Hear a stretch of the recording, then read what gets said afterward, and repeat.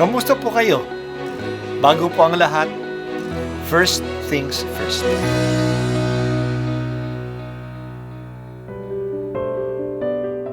Ang pagbasa mula sa aklat ni Propeta Jeremias. Ito ang sinasabi sa akin ng Panginoon. Bumili ka ng mga damit panloob na lino at iyong isuot, ngunit huwag mong babasain. Kaya't bumili nga ako ng damit panloob ayon sa sinabi ng Panginoon at isinuot ko. Muling nangusap sa akin ng Panginoon, pumunta ka sa ilog Euphrates. Hubarin mo ang damit panloob at iyong itago sa isang guwang sa bato. Ginawa ko ang iniutos sa akin ng Panginoon at pagkatapos ako'y umuwi. Pagkaraan ng ilang araw, pinabalik niya ako sa Euphrates upang kunin ang mga damit panloob na kanyang ipinatago.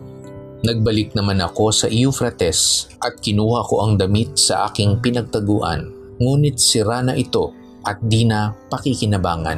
Muling nagsalita ang Panginoon, ganyan ang gagawin ko sa palalong Huda at Jerusalem.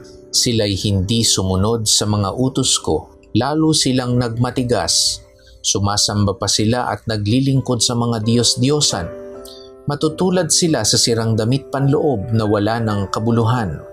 Kung paanong kumakapit sa katawan ng tao ang damit panloob, gayon ang hangad ko sa mga taga-Israel at taga-Huda na sila'y mahigpit na kumapit sa akin. Ginawa ko ito upang sila'y maging karapat-dapat na bansang hinirang at sa gayoy papurihan nila't parangalan ang aking pangalan, ngunit ayaw naman nilang tumalima sa akin. Ang salita ng Diyos. Salamat sa Diyos. Ang mga propeta ay magaling gumamit ng mga paghahambing o comparisons upang maging klaro ang kanilang mensahe sa mga tao.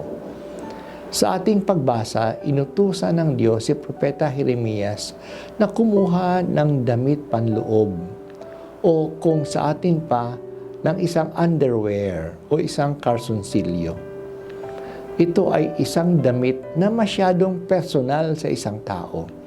Intimate ito sa kanya na talagang nakakabit sa kanyang katawan at sa masiselang pangbahagi ng kanyang katawan.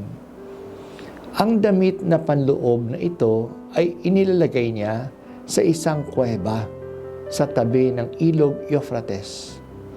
Pagkaraan ng ilang araw, ito'y pinabalikan sa propeta at pinakuha sa kanya. Pagbukas niya nito, ito'y butas-butas na. Hindi na ito masusuot. Sayang lang. Ganon ang bayan ng Israel. Sila ay tulad ng damit na panloob na talagang napakalapit sa Diyos. Napakalapit sila sa Diyos. Personal sila na ari-arian ng Diyos. Pero dahil sa sila ay mas naniniwala sa mga pamamaraan ng Babylonia, nawala na ang pakinabang nila. Nasira sila. Butas-butas na. Wala na silang pakinabang sa Diyos. We are so close to God. Mahal niya tayo. Nakadikit tayo sa Kanya. Napakalapit natin sa Kanya.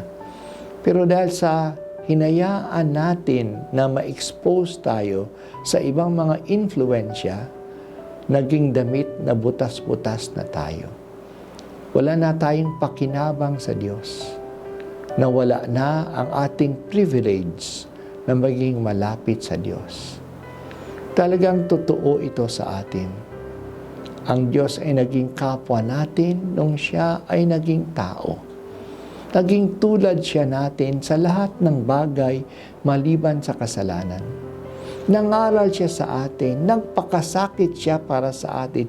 Binigay Niya ang Kanyang sarili sa atin sa banal na komunyon.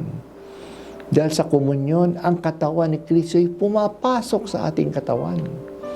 Talaga nakikisa siya sa atin.